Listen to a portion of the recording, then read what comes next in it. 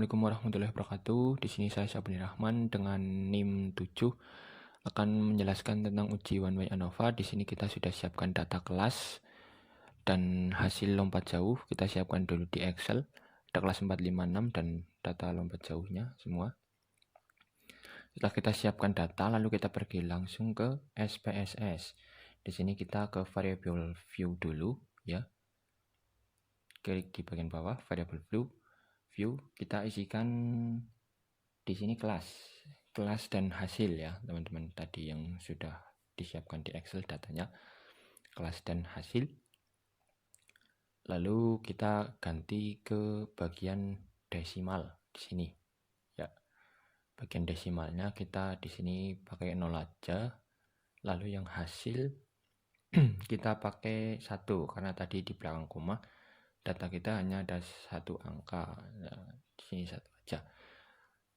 Nah, untuk selanjutnya kita ke label di sini. Kita klik ke kelas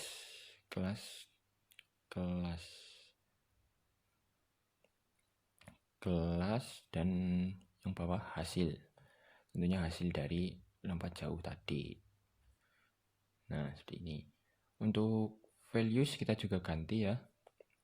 Di sini ada values dan label. Kita pakai kelas 456, jadi kita di sini tulis 4. Berarti labelnya itu kelas 4.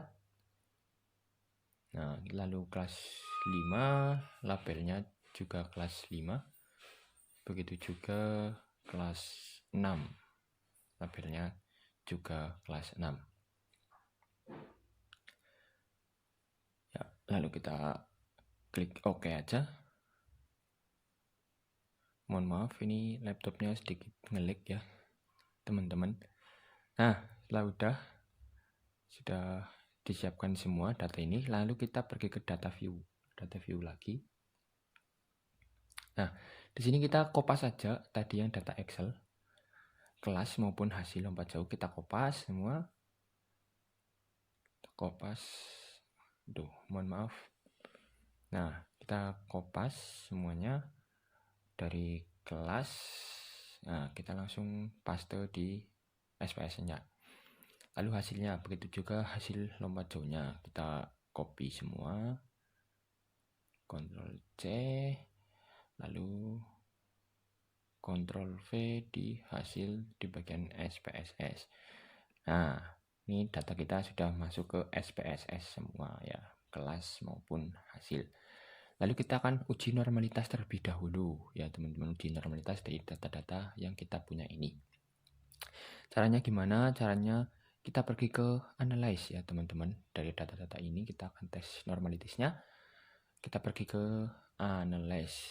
Nah, di sini kita pergi ke analyze, lalu kita deskripsi statistik, kita ke explore.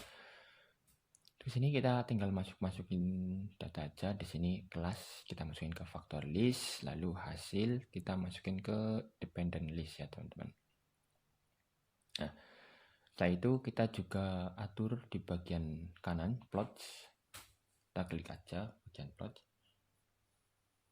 Nah, kita ganti ke dependent together dan kita centang bagian normality plots karena kita akan mengetes normalitas dari data-data yang kita punya. Lalu kita continue aja. Lalu kita pergi ke statistik. Di sini kita centang juga bagian outlier ya teman-teman. Nah, centang saja bagian outlier. Lalu kita pergi ke continue. Kita pergi ke OK langsung saja. Mohon maaf, ini ngelag lagi. Nah, kita tunggu sebentar. Nah, di sini sudah keluar ya teman-teman. Test of normality-nya di sini bisa dilihat. Test of normality-nya. Ya, di sini kita menggunakan Shapiro-Wilk ya, karena data kita hanya 30. Bisa dilihat signifikasinya. Di sini lebih dari 0,05 semua. Artinya data tersebut adalah data yang normal karena melebihi 0,05. bisa dilihat ya di sini signifikasinya, dan test of normality-nya di sini lebih 0,05, artinya data-data tersebut adalah data yang normal.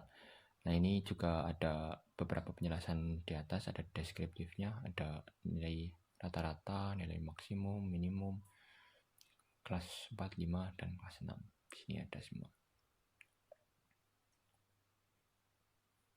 Nah, kurang lebih seperti itu untuk test of normality atau uji normalitas dari data-data yang kita punya tadi. Untuk selanjutnya kita akan menguji ANOVA-nya ya teman-teman. Lalu kita langsung saja kembali ke SPSS-nya, ke data view. Kita langsung pergi ke analyze untuk mengecek one way ANOVA. Lalu kita ke compartments dan yang bagian bawah one way ANOVA. Kita langsung klik aja. Nah, kita masukkan seperti tadi ya, data-data ini masukkan seperti tadi. Kelasnya pada bagian faktor di bawah, kelas yang atas ini. Nanti hasilnya kita ke dependent list. Langsung saja kelas ke bagian faktor, hasilnya ke dependent list. Nah, lalu kita pergi ke bagian kolom kanan. Ada post hoc di sini. Kita klik saja. Nah, kita centang yang bagian 2K. Iya, bagian 2K kita centang. Lalu kita oke saja. Continue, mohon maaf, kita continue. Nah, lalu pergi ke option juga.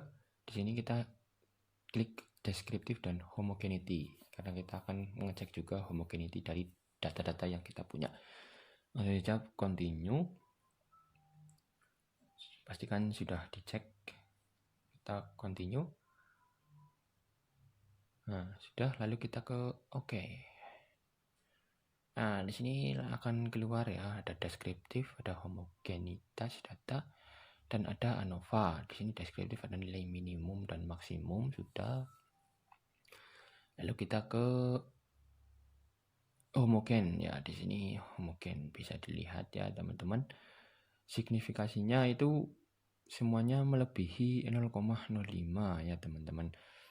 Itu berarti data ini homogen atau data ini persebarannya itu tidak terlalu luas karena melebihi 0,05, jadi bisa dibilang data ini homogen ya.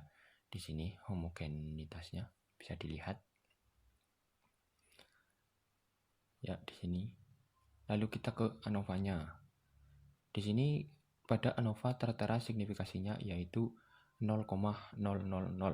Artinya 0,00 ini di bawah 0,05. Berarti rata-rata dari data yang kita punya itu berbeda ya, mulai dari kelas 4, 5, dan 6. Rata-ratanya berbeda, membuktikan bahwa adanya pengaruh ya, pengaruh jenjang kelas 4, kelas 5, dan kelas 6 terhadap hasil dari lompat jauh ya teman-teman. Berarti ada pengaruh karena di sini signifikasinya 0,000 di bawah 0,05. Mungkin seperti itu. Di sini juga di atas ada beberapa penjelasan juga, ada grafik ya teman-teman. Grafik bisa dilihat ya, di sini bisa dilihat semua. Di sini juga ada deskripsinya yang tadi. Ada normalitasnya.